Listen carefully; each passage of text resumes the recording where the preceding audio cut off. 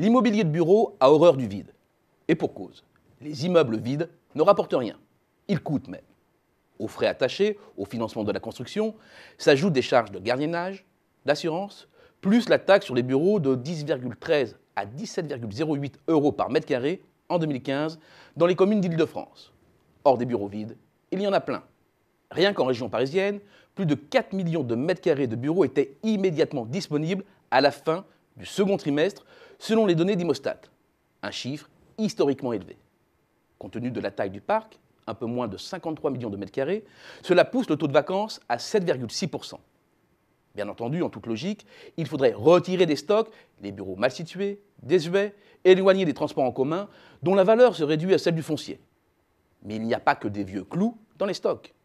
Plus d'1 million de mètres carrés de bureaux ont été livrés en moyenne chaque année de 2000 à 2008. Et si la cadence a ralenti depuis, 785 000 mètres carrés de bureaux supplémentaires arrivent sur le marché francilien tous les ans, avec parfois pour le bailleur les pires difficultés à trouver des occupants. Inauguré en octobre 2009, le Préatorium et ses 10 132 mètres carrés de bureaux situés à La Défense a accueilli ses premiers locataires début 2015, soit plus de 50 vacances. Car en face, la demande reste timide. La demande placée de bureaux, c'est-à-dire l'ensemble des transactions à la location ou à la vente à occupants, a même plongé au premier semestre 2015.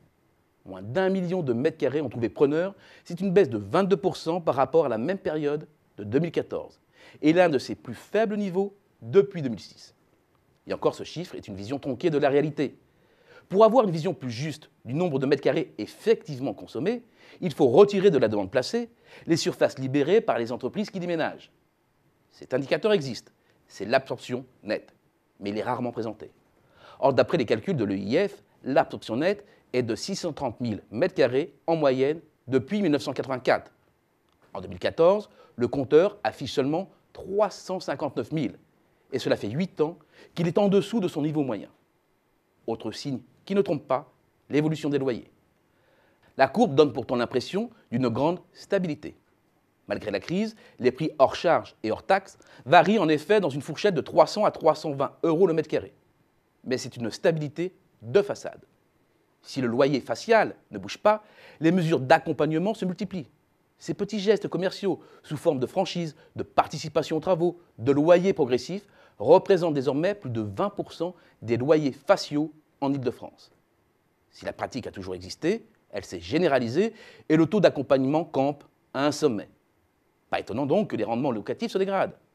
Pour l'heure, ils restent supérieurs à celui de leur principal rival, l'obligataire. Mais attention, les taux longs ont commencé à se tendre, sans réelle amélioration de la situation économique, donc sans que le besoin des entreprises n'augmente vraiment, et avec lui les valeurs locatives et les rendements. Les investisseurs vont donc tôt ou tard retrouver de l'intérêt pour les obligations et s'écarter des actifs dont le risque est insuffisamment rémunéré.